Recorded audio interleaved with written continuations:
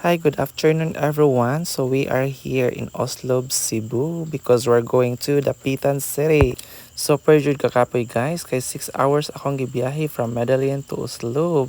So tambay-tambay lang sa takaron diri og lantaw-lantaw sa hanindot nga view. Anyway guys, katulo na day ko diri nag-agi gikan sa Medellin padulong sa Dapitan City og kana amo ang sakyan light ferry daghan kaayong nakaabanga sakyanan. Naabot mi sa Oslo guys kay alas 12 na kapin so waiting lang jud mi. Tapos taod-taod nakasakay na dayon mi o sa barko. Gihatod na ako akong motor. Manulod na mi.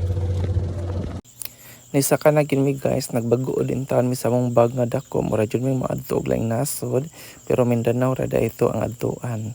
Kauban ako si Rimar, so gikan sa pag-adto niya sa Cebu guys, karon pa po na siya nakabalik og Mindanao. So naa na gid mi sa sulod, lantaw-lantaw gamay.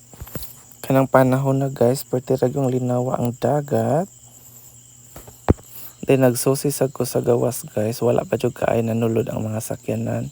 Pero naa na jud daghan kaayo mga SUV or sedan. So puno gud na siya guys, padulong didto sa Dapitan. Kanang higayon na guys, dol-dol na gid mi pantalan sa Dapitan. Ang time ana kay alas 11 kapin.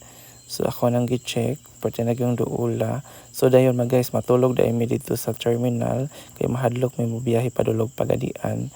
Kay delikado, medyo delikado na gyud kay gabi na kaayo. Tapos ma-start lang amo ang 4:30, mag-start na may biyahe padulog Pagadian. O dira mi nangatulog sa terminal. Nagbayad kami og 25 pesos para sa terminal fee. So free accommodation nami, wala nami nag-hotel para dili gasto kaayo. Kanang lugar guys, Usmeña, Zamboanga del Norte na guys. Ni undang jud ko og drive or ni pahulay jud ko tungod kay gusto jud ko mo video anang lugar kay nindot kay overlooking. So mao kana kanindot ang Mindanao. Dili ibutang sa utok ang Mindanao kay samok. Nindot kaayo og mga views dito. Patikim pa lang gyud na guys kung unsa kanindot ang Mindanao. Perting tugnawa ka ng lugar guys. Karon ana kami sa pinakataas nga bahada sa Bulacan, Labangan, Zamboanga del Sur.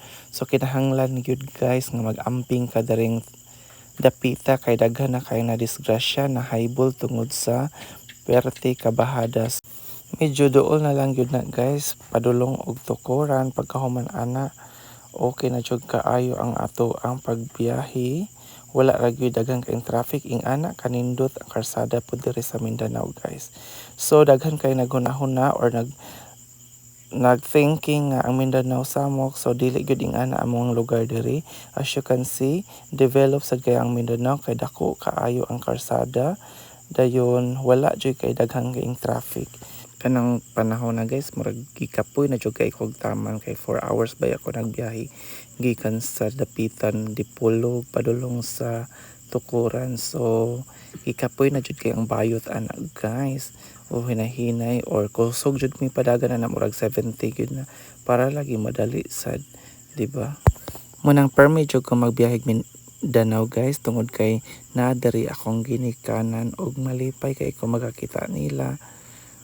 Finally guys, naabot na gyud mi sa balay o nakita na nako ako mga igsuon o akong ginikanan ug mao na